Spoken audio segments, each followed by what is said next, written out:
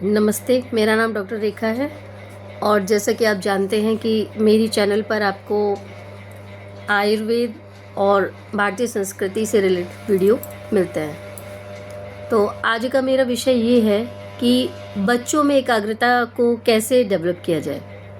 आप देख रहे होंगे कि बच्चे आजकल एकाग्र नहीं हो पाते हैं और जैसे हम पहले अगर अपनी बात करें तो हम घंटों बैठ के पढ़ाई करते थे और बड़े एकाग्रचित्त रहते थे और घर के भी बहुत सारे काम पेरेंट्स के साथ में कर लेते थे। लेकिन आजकल बच्चों के साथ क्या हो रहा है कि वो कंसंट्रेट नहीं कर पाते हैं। उसके रीज़न 2-3 हैं। पहला रीज़न तो ये है कि पढ़ाई के आवर्स बहुत ज़्यादा बड़े हों ऐसा नहीं है, बट पहला रीज़न मुझे जो समझ में आता है कि बच्चों के पास में जब से कोरोना के टाइम से कोरोना गया है उसके बाद से बच्चों के पास में स्क्रीन टाइम बढ़ गया है। आप देख लीजिए व्हाट्सएप पे होमवर्क आते हैं, टीचर्स भी रहती हैं, फ्रेंड्स भी रहते हैं, अब फिर उसके बाद में जब वो पढ़ाई कर रहे होते हैं तो बीच बीच में डिस्टर्बेंस होते रहते हैं।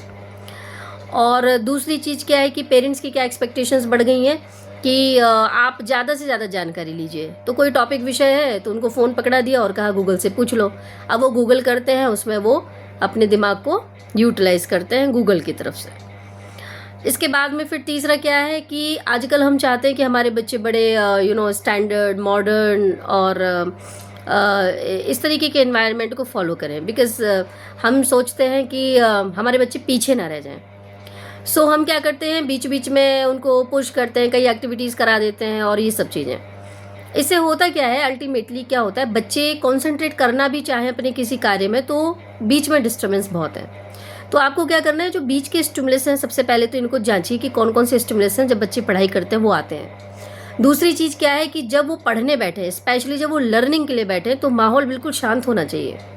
और वो सबसे अच्छा समय, अगर प्रातःकाल का अगर आप देखते हो तो सबसे अच्छा समय रहता है। और मोबाइल से जितना बच्चे दूर रह सके उतना रखिए, मतलब स्क्रीन टाइम कम करने की कोशिश कीजिए। जो होमवर्क है वो अगर वो डायरी में लिख के लाएं और अपने मन से करें वो ज़्यादा अच्छा है।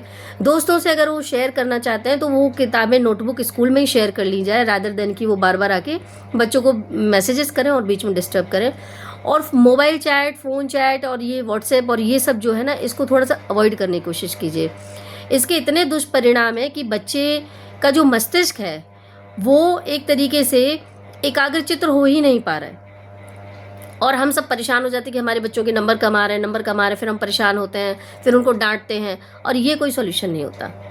तो मुझे ऐसा लगता है कि मोबाइल का ध्यान माता पिता को दोनों को रखना चाहिए कि बच्चा कितनी देर मोबाइल की स्क्रीन पर है।